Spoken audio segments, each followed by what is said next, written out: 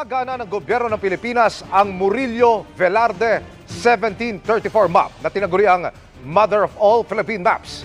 Kinilala ng Pangulo ang kahalagahan nito sa pagdindig para sa ating mga teritoryo sa West Philippine Sea. Ang Murillo Velarde Map, opisyal na pinangalanan na Carta Hydrographica e Chorographica de las Islas Filipinas, ay higit pa sa isang simpleng mapa. Ito ay isang pambihirang likhang sining at isang mahalagang dokumento na naglalarawan sa arkipelago ng Pilipinas noong ika-18 siglo. Ang detalyadong representasyon nito sa heograpiya, kultura at mga tao ng Pilipinas ay nagbibigay ng isang natatanging pananaw tungkol sa kasaysayan ng bansa. Ang kwentong ito ay magbibigay ng isang malinaw at impormatibong pagsusuri sa mapa mula sa pagkakalikha nito hanggang sa pagbabalik nito sa Pilipinas.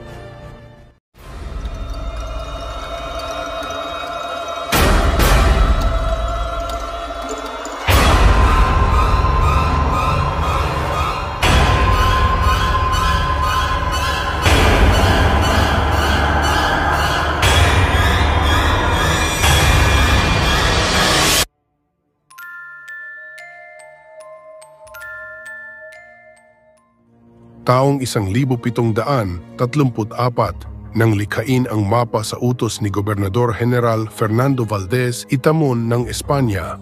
Ang mapa ay hindi bunga ng isang tao lamang, kundi resulta ito ng isang planado at mabusising pakikipagtulungan ng mga mahuhusay at bihasa sa kanilang larangan. Tulad ni Padre Pedro Murillo Velarde, isang paring Heswita na nagplano at nagbantay sa proyekto. Samantala si Francisco Suarez naman na isang Pilipinong kartograpo ang nagpinta ng mapa at si Nicolas de la Cruz Bagay na isang Pilipinong iskultor ang nag-ukit nito sa tanso. Ang kanilang pinagsama-samang talento ang siyang resulta sa isang napakagandang mapa na mayroong mataas na kalidad at malinaw na detalye. Ang mapa ay may sukat na higit 100 sentimetro na binubuo ng 2 pirasong pahina. Nagpapakita ito ng buong arkipelago ng Pilipinas na may nakakamanghang detalye, kabilang na ang mga isla, mga ilog, mga bundok, mga lungsod at mga bayan.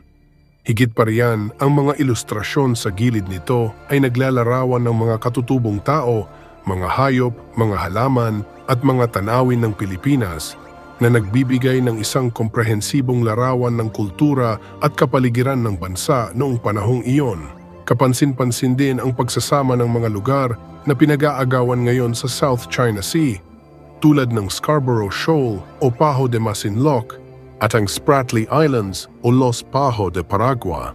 Ang pagkasama ng mga nito sa mapa ng Pilipinas ay nagpapakita ng malakas na ebidensya at patunay sa mahabang kasaysayan ng pag-angkin ng Pilipinas sa mga nasabing teritoryo.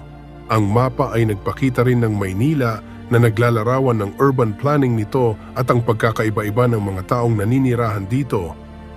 Subalit matapos itong magawa, ang mapa ay nanatili sa Espanya at iningatan ng bansa sa loob ng maraming siglo. Kalaunan, ito ay naging isang bahagi ng mga pribadong koleksyon ng Duke ng Northumberland na sa huli ay nawala sa pansin ng publiko. Sinasabi na ang mapa ay naging bahagi ng koleksyon ng pamilya ng Duke sa loob ng mahigit 2 siglo na nakaimbak lamang sa basement ng kastilyo. Pero noong 2014, naibenta ito ng kasalukuyang Duke sa isang auction sa Sotheby's sa London. Ang pagkawala nito sa loob ng mahabang panahon ay nagdulot ng kawalan ng impormasyon tungkol sa mahahalagang detalye ng kasaysayan ng Pilipinas.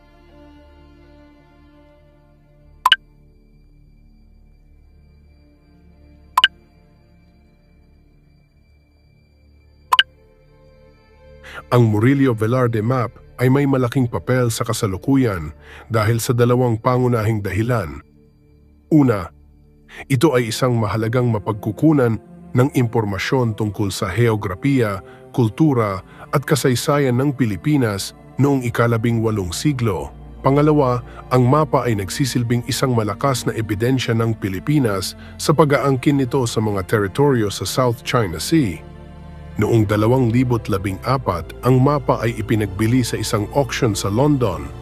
Isang Pilipinong negosyante, si Mel Velarde, ang matagumpay na nakabili nito. Si Mel Velarde ay isang Pilipinong negosyante at technology entrepreneur na kilala sa kanyang pagbili ng Murillo Velarde Map.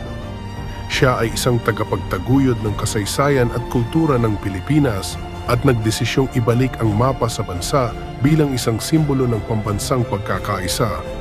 Si Velarde ay nagpahayag na ang kanyang layunin ay upang maibahagi ang mapa sa mga Pilipino sa pamamagitan ng paggawa ng mga kopya na ipinamigay sa bawat bayan sa bansa. Bilang karagdagan, nagbigay ito ng isang kopya sa Cebu noong Oktubre 12, 2023 bilang isang regalo sa mga Cebuano. Si Velarde ay isang halimbawa ng isang Pilipinong nagsikap na mapanatili at maibahagi ang ating kasaysayan at kultura. Ang kanyang pagbili at pagbabalik ng Murillo Velarde Map ay isang patunay ng kanyang pagmamahal sa bayan at sa kanyang paniniwala sa kahalagahan ng ating bansa. At bilang isang Pilipino na may nag-uumapaw na pagmamahal sa ating bayan, ibinalik niya ito sa Pilipinas, kung saan ito ngayon ay maingat na iniingatan sa National Library ng Pilipinas. Ang pagbabalik ng Murillo Velarde Map sa Pilipinas ay isang mahalagang pangyayari sa kasaysayan ng bansa. Ito ay isang simbolo ng pambansang pagkakaisa at isang katibayan sa halaga ng pagpapanatili ng ating kasaysayan at kultura. Ang mapa ay isang mahalagang bahagi ng ating kultura at lahi na dapat alagaan at ingatan para sa mga susunod pang henerasyon. Ito ay isang patunay sa di matatawarang talento ng mga Pilipino at ng mga Espanyol na nagtulungan upang likhain ito, at isang matibay na ebidensya ng ating matagal ng koneksyon sa ating mga teritoryo.